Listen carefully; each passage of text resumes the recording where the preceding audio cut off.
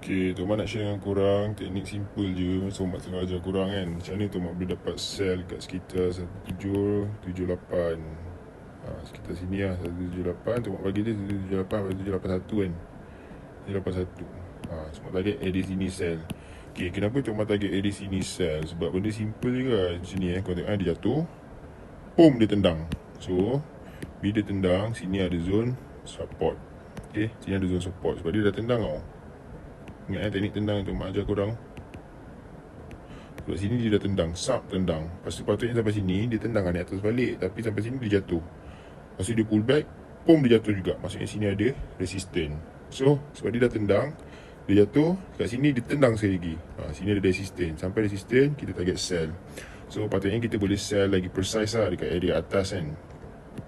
Patutnya kita boleh sell kat area yang lebih precise kat sini, tapi vote tak cukup lagi. So Tokmat tunggu dia break base ni. Nampak ni kan base kan, rally, base. Patutnya rally, tapi sub drop. So kita sell kat area sini sebab dia dah pecahkan ke bawah. So sell kat area sini. So tengok buka M1. Dekat M1 apa yang ditunjuk kat kita kat sini,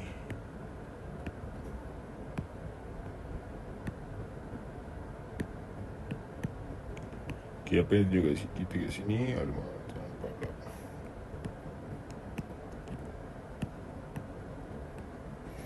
Kat sini ada double top. Okay, tengok aja tanda tukar arah kan. Satu naik, jatuh, satu naik, jatuh. Sini ada neckline dia. Okay, sini ada neckline dia. Neckline pun pump break. So bila neckline dah break, cari je peluang di entry sell kat area resistance ataupun kat sini boleh sell.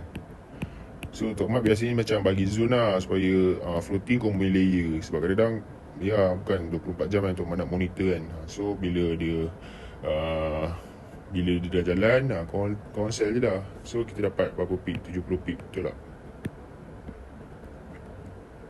80, 60, 70 pip lah. 70 pip lepas 70 pip. So simple dia Tokmat pakai teknik tendang.